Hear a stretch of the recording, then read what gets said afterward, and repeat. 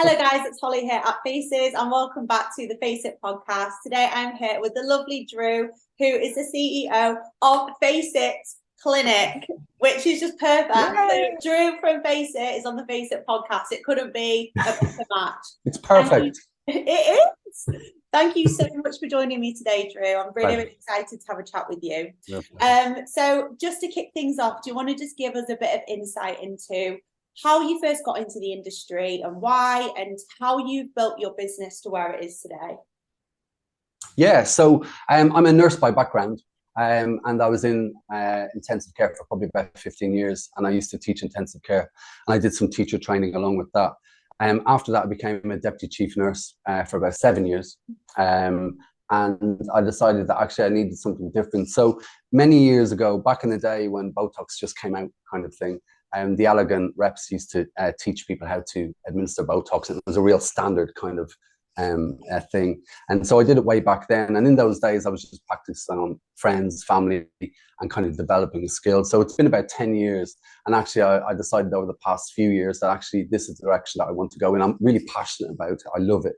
I love the consultation with patients. I love meeting people. I like the treatments. I like all of it. And so I made a real a snap decision a couple of years ago to completely come out of the hospital environment and really put my all into aesthetics. And actually, I did that because I really believe that you can't do aesthetics really part-time. I don't think that you can be doing aesthetics, doing a Botox one weekend and doing a filler next weekend. I think you need to be doing things consistently so that actually you develop that skill. And one of the things that I came across actually last year was a friend who was a builder. And he said, "Oh, I'd like to do aesthetics as well." And I said, "Well, it's quite different from building in a sense." And he went off and he did his one-day course and came back with qualification, never touched the needle before, and thought that he was going to go out and deliver these treatments to everybody. And that kind of brings us into further questions about regulation and stuff. I'm quite passionate about the regulations and why they're coming in.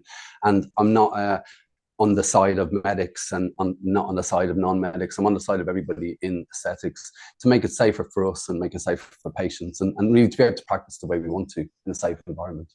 Yeah, absolutely. No, thank you for that. I think, yeah, of course, we will go on to that later in the conversation.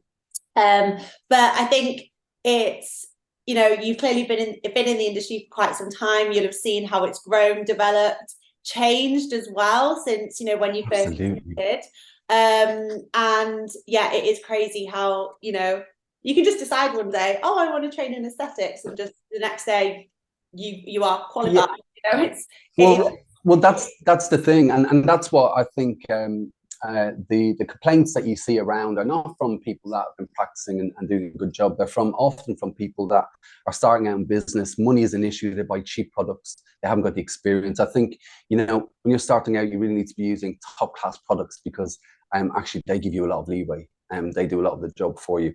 Whereas if you're starting out and you're just buying really cheap products, there's a lot of work to be done and a lot of skill, and you don't have that skill at that stage. So I think for anybody starting out, I think it's really important to choose your products well, to go to places like Faces and to look at what they've got and to really be mindful about what you're doing.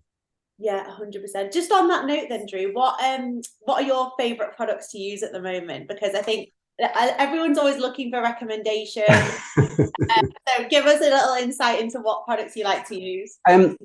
Well, for lips, I tend to use Wrestle and Kiss. And the reason that I use that is because it lasts quite long. Also, the product's easy to use. And also, a really basic feature with all these products is the syringe is a really good quality. It feels good in your hand. It moves well. You know, where the cheaper products, it may have the same product actually in the barrel of the syringe, but the syringe is really bad. And that also makes the job a lot more difficult. So I tend to go for Wrestle and Kiss. I use a lot of polynucleotides for around the face. A lot of nucleophil. That's my favorite at the moment, and probably one of my most popular treatments is kind of under eye polynucleotides and jowl area, and they work really well, and they're very forgiving in terms of they're not quite hard as filler normally is, and they work really well, and actually we get really good results from them. So they're the two main products that I use. The other products that I think are really good is Profilo. For me, everybody wants it. If you could have it in a tap, and switch on, you would still use it all. But I think important, or the way I use it is it's generally the icing on the cake. So you do everything else and then you finish off with Profilo to set everything in, and that tends to work really well. So they're the 3 top treatments for me. And my most favorite treatment and the one that I get fantastic results with are just under eye treatments. I love them, and it's an instant result. Like I'm one of those people who, I mean, my under eyes, in my opinion, aren't that bad, but that's always been like an insecure area for me. So I had tear trough filler like a couple years ago, maybe a few years ago, and I had like the tiniest bit of filler. And then I was working in a clinic, and when you're working in a clinic, everything, it's all available. It's all available, and you want everything. And so I had a bit more put in because it had sort of like dissolved a little bit. And then it was like this time last year, I was like looking at myself in the mirror. I think I was in the gym, and because the gym lighting was a bit like funny, I could just see the filler there, and I was like, I need to get rid of it. No. So I had it dissolved, and I've been getting quite regular under eye skin booster treatments, and they're Excellent. fantastic. So and they look well. Your under eyes look really well, so I mean, it's working. But yeah, I think under eye treatments can have such a real impact on someone's look. You know, they can have, and I think the thing to remember as well is that we're all born with a kind of tear trough. So you look at kids running around and stuff, they've got a tear trough, they've got darkened under eyes. So actually the norm is actually you've got a bit of a tear trough and a bit of darkening. That's normal. But I think society and us and the ability to make change now with these other products, we all think, oh no, that's not normal anymore. So everybody's going for under eye filler. It's again one of my most popular treatments. I do it kind of every day. And the results are fairly instant. I mean, I think often you need to have a couple of sessions to really bed it in and for it to look amazing. But I love it. It's my favorite treatment. Amazing. Yeah, it can make such a difference. And no one wants to look tired. We all want to look fresh and glowy and young, don't we? That's right. And also, you know, you combine it with other treatments like a small brow lift. And a small brow lift and under your eyes being done, you know, it changes you. It makes you look fresh, it makes you look awake, it makes you, you know, that freshness is really evident when you look at somebody. So yeah, I love it. You're making me want to come into your clinic and have like a anytime. I just love you're invited. You are as well. So let's talk a little bit about your client base, Andrew. So what sort of demographic do you sort of tend to your clinic? Because there's some practitioners who are like, my clients range from 18 to 85. But there's some practitioners who their demographic just tends to be more of the middle range. Do you want to just talk about kind of what type of clients you do have? Sure. I think in terms of age range, I've got all age ranges. I've got a lot of young girls actually coming in just asking about lips and looking at their friends getting lips done and thinking, hey, is that something that I want? And I like to have that conversation with younger girls because I think what's going around at the moment with huge lips and huge borders and stuff, it's not that nice in my opinion. Actually, I like a nice refined lip, a nice shaped lip with a bit of volume. It looks really good, it looks natural. So I kind of dissuade people from getting those big lips, especially when it doesn't suit their face. I mean, the problem is, I guess, that people look around at what their friends are getting and what's in social media and they think, hey, that's for me as well. And the issue is that one size doesn't fit all. And that's why the consultation with patients is so important, to really find out what is it that's bothering you. Because, you know, often patients will come in and say, hey, I need my under eye done, and actually they may need some cheek done. So it's about that conversation. It's about really understanding what is it, why are you here, what's brought you here, what picture did you see that changed your mind, what did somebody say something to you. So all about that conversation, really trying to get to the nitty-gritty of why you're here. And also educating them as well, like you say. I think there's this whole culture of, oh, I'll just get 1 mil lips. But it's like, that's right. 1 mil lips, 1 mil might not be right for you. Like, that's right. Exactly. Yeah, like you say, and also advising them on, like, you know, the tear trough situation. You know, as clients, they're not going to have that knowledge of, oh, you know, we could actually lift the area with a bit of cheek filler. So that's right. It's really important to educate them as well on, you know, there's no one size fits all, first of all. And That's just it. because something looks good on your mate or on a model you've seen on Instagram does not mean that, first of all, you're going to look like that with those treatments, or secondly, that they're right for your face shape and what you're trying to achieve as well. Absolutely. And the other thing I think is the reality of the situation is many of the treatments that you get are not their best on the day. And Instagram and all places like that, we see before and after, immediate after pictures, and they're perfect. Everything's perfect. And you know, we all know that there's a range of filters that people are putting on, and people are doing all sorts of things to make it look amazing. I don't, if you look at my Instagram, it's interesting, I don't have a lot of before and after pictures on there, because I give my patients obviously the choice of, hey, do you want your picture on Instagram? And a lot of them don't. I think we're going away from people wanting their face spread all over your kind of Instagram and all over your social media. Yeah. I think that's slowly going away. Yeah, and I think also before and after pictures are kind of, have done their time. You know, people are more into, you know, seeing videos about, you know, with their injector, talking about the educational side, or talking about Absolutely. product, or like analyzing someone's face, or doing a consultation process. You know, that offers so much more, and also that's a better way that you can really sell your services, because yes, it is, and it gives people the confidence in you, because they you know, they believe what you're saying, they understand, they can see that you know, like, what you're talking about, as opposed to that kind of classic model, which is book something on the site, come in, speak for 2 seconds, and do the treatment, and off you go. I think, you know, that for me, the treatment is the smaller part of the service. The consultation is the bigger part. I learn everything from that. Actually, sticking a needle in somebody's face is a skill, but actually the consultation for me is a bigger part of the whole skill. Yeah, 100%. And I say this all the time on here, but you know, clients, yes, they want that, they'll book in with an injector based on their work. You know, most of the time, obviously, you want to go to someone where you think, okay, like, they're clearly skilled, they've got nice work, nice results. However, it's not just about that treatment, like you say, it's about the whole experience, the whole appointment, and you spending your time really speaking to that person, educating them, even counseling them. You know, for sure. When I go for my appointments, I think my aesthetics practitioner knows more about me than my friends and family. I'm like, just words. Secret skill. And I think I say this as well to a lot of practitioners. You know, it's important to take a step back and remember that, you know, you're doing this day in, day out. It's your job, it's your passion, it's your business. But that appointment is like the highlight of someone's month, or the highlight of their week, or has such a big impact to them.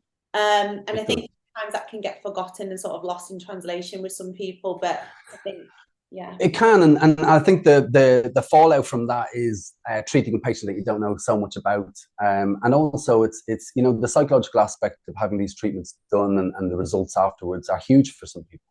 And you have to address that by a good consultation.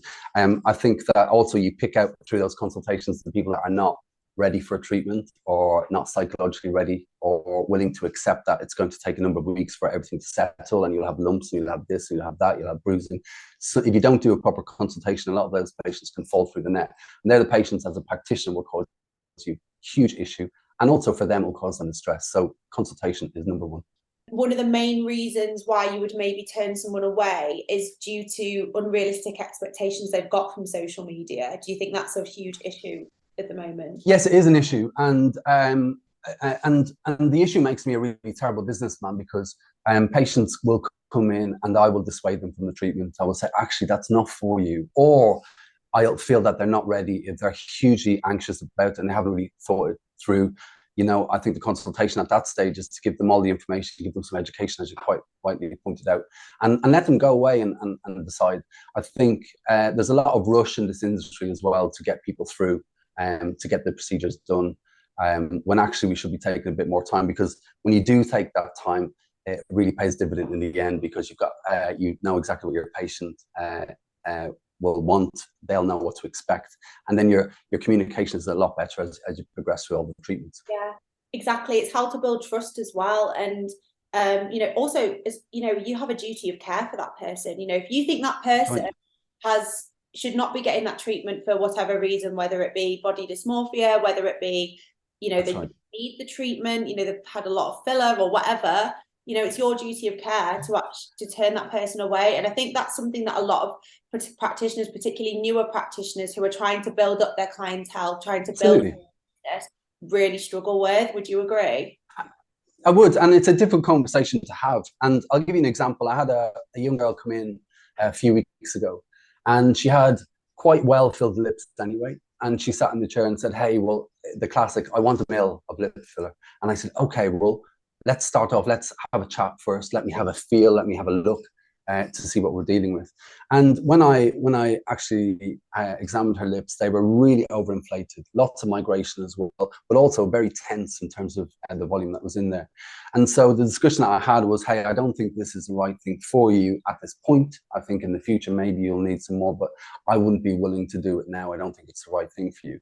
And the patient, the girl, got quite upset, and she said, "Well, I'll go somewhere else." And she jumped off the chair and told me what to do with myself and left.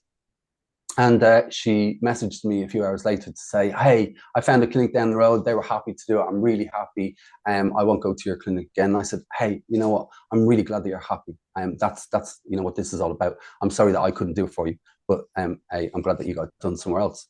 And then a few days after that, she messaged me and asked me would I dissolve her lips, because she felt that they were too. So, so I think that the conversations are difficult to have with some people because they've got it in their mind that this is exactly what I want. This is, you know, I've been waiting for this procedure. I've saved up for it. I've been waiting. Yeah. But actually, you've got to be open and honest with people.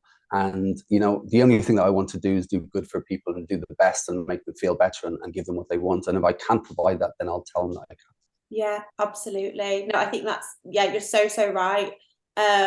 That's crazy that she asked you to dissolve her lips. I know. I think what happened was that she wasn't happy with my decision, but I think that the long conversation that we had, I think we did develop a bit of trust there. Yeah. And actually, so even though I didn't do the treatment, I still felt that it was worth going ahead with a consultation and actually going through the pros and cons, and actually developing that rapport with her.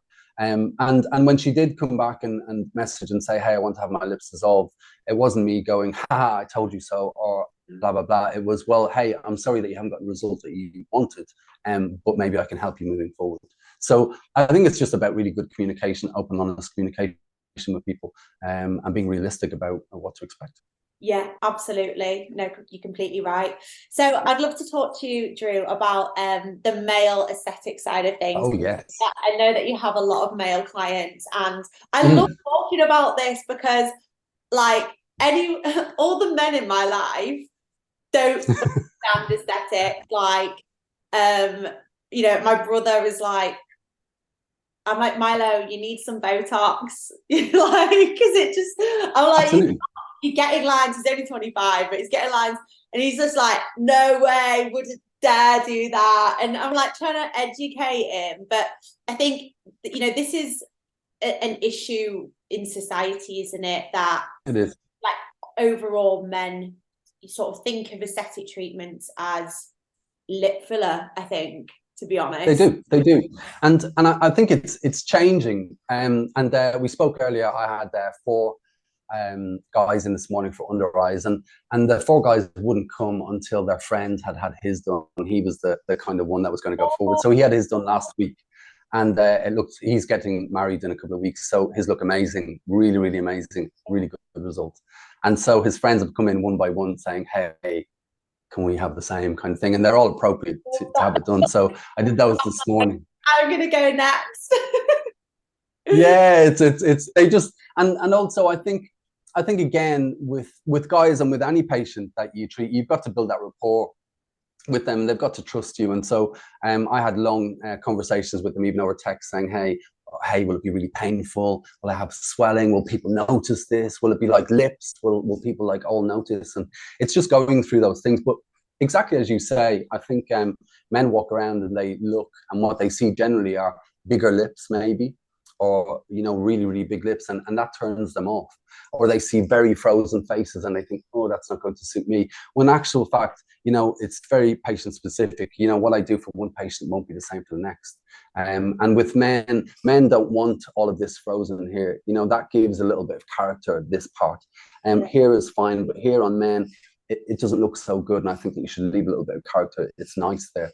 And once you explain that to men or guys, that, you know, the treatments for women are quite different in terms of the treatments for men, they start to get a little bit more interested. And also behind the scenes, they've got their girlfriends pushing them to have it done as well, which is yeah, exactly. Would you say that when a man maybe either messages you and asks you questions and with the intention to maybe book in, or even comes into clinic, obviously the approach that you give them will be different to sort of a female. Do you find that you have sort of your way which kind of works with them and kind of settles them a little bit? Because I know they can be extremely nervous. Yeah, I do.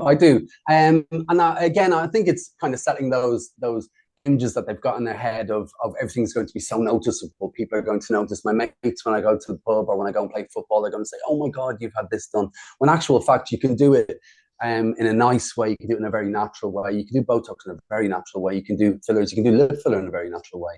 But I think that what we've gotten to in the industry over the past couple of years is very much almost a caricature kind of look that people want. They want the really sharp jaw. They want the big lips. They want the big high cheekbones, under eyes filled, all of those things. And all of them together, sometimes it doesn't look so good. Yeah. And actually, sometimes you actually need to tail back as opposed to do more. Yeah. And I think sorry, go on. No, so in answering your question, are males different? They are. And they want to know things like what kind of needle you're going to use. Will it be painful? I've heard of a cannula. Will you use that on me? How is it used? And I've got all of these things in the clinic that I can show people. So I've got, you know, dummy cannulas that I can show people that they're blunt, they're not sharp. And, you know, showing people the equipment that they're using sometimes is actually helpful. Sometimes it's not. If somebody is not fond of needles anyway, sticking a needle in their face and showing them what a cannula is and all that may not be the right for them. But again, it goes back to the consultation. You find out what that person's like. You find out, is it a good idea or not a good idea? But men are different. They're the same but different in their ways. But I think many more men are coming to my clinic now looking for all sorts of things, even things like stubborn fat under the chin, anything like that. Men are starting to really get in on those things now, because again, they're not noticeable in terms of it's not a filler or anything, but you may notice the effect of it afterwards. Yeah. So it's really interesting, really interesting. Yeah. I guess one of my pet hates around men coming for treatments is that you see quite a number of men walking around with female-shaped lips. And that, for me, I hate it. I can't say any other thing. I really hate it, because male lips are a different shape. They're a different, you tackle them a little bit differently. But I think that when somebody's gone off and done a course, generally they're taught about female lips, and that's the kind of standard that they'll stick to. I'll do this, I'll do this, I'll do fanning, I'll do that. You don't tend to see in training courses any males there having their lips done generally. You'd never, well, there will have been some, I'm sure, but yes, training course, you don't inject male lips, do you? Because no, not at all. And you're taught the female shape, all of those things. And again, it's different. There's subtle differences, but in terms of volume in the top lip and all of those things, it's just a little bit different.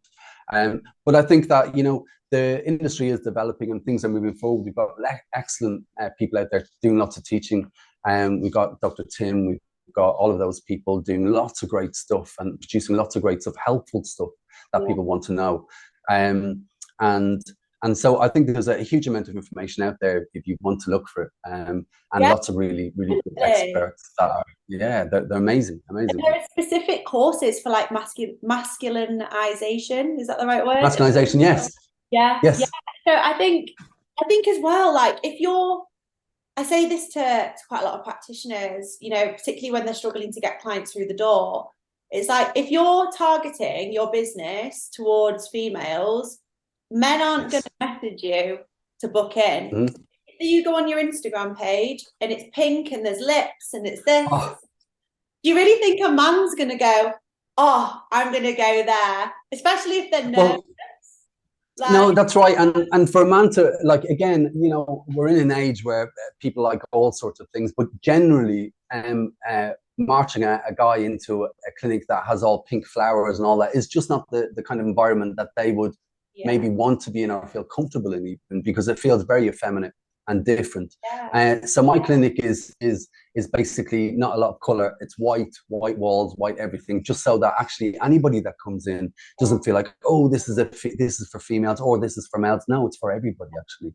And it's interesting that you talk about the masculinization procedures, because I've got a couple of patients at the moment who are transitioning, interestingly, and wanted some masculinization. And again, I love working with all types of patients, all from different backgrounds, believing different things. It's just amazing, and actually the results are really good. So yeah, it's excellent. I love it. And I bet that's so rewarding as well, because like you're helping them on that transitioning journey. You know, you're helping them feel how they want to feel. You are, and with aesthetics, you're getting more of a kind of instant result, as opposed to going for major surgery and all those things where you have to wait. Whereas, you know, and also you can do things, you know, a little bit at a time, you know, to allow somebody to get used to their new look and their new face and their new way of doing things. You know, it's really important that you go slow and you know, they're with you for the journey. But the results are excellent, and again, I keep going back. Once you have a good consultation, you know what the patient wants to expect. You know the look that they want, then you can work with them to achieve it. Yeah, exactly, 100%. So moving on to faces, then, Drew. Obviously, you've used faces. Oh yes. My favorite thing to talk about. Yeah, no, I'm actually I'm a big fan of faces, and for many reasons. Actually, I've probably got about 1 million consent forms on there at the moment. The consent form part of the system I absolutely love, and I love that you can edit the forms and you can put your own things in and your own wording and all that kind of stuff. And like I said, I've got hundreds and hundreds and hundreds of consent forms on faces, and also on prescribers. So the other part of faces in terms of the prescribing and the pharmacies that you work with, again, works really, really well. And with the new updates that have just come over the past kind of few weeks and few months, you know, the system is just getting better and better. And to be honest, it is a system that you, if you had to, you would pay for. And when I look around at alternative systems, which I won't name, we all know them, they're doing much the same, but they've got a big, you know, a big charge at the end of the month to use their system. And also it helps now that we're going into more a regulated kind of industry. It helps with all of the GDPR stuff, all of that kind of stuff that the CQC would be massively interested in people's clinics. So for me, I don't use any other system, to be honest. I just use faces.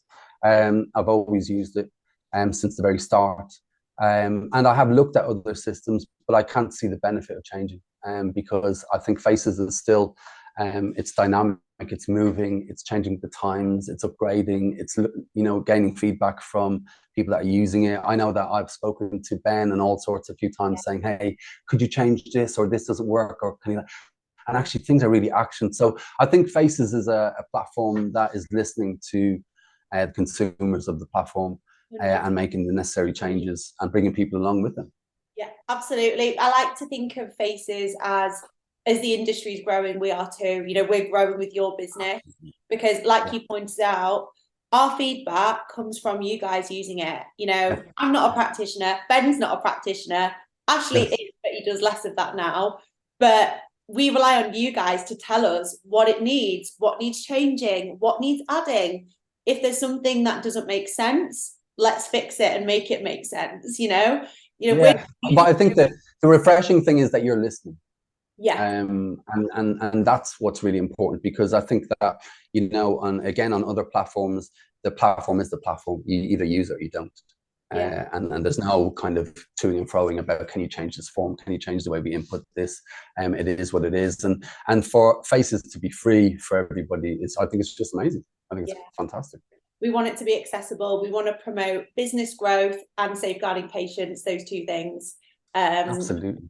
And again, I think it will help when the regulations come in terms of you know, showing evidence of your consultations, showing evidence of consent, showing where you buy your products from. You know, it's all in there. Actually, you could have your whole business just on faces and not use anything else, and it will work. And when it comes to the time where the CQC may come around and ask you to do a self-assessment or something, you've got all the evidence there.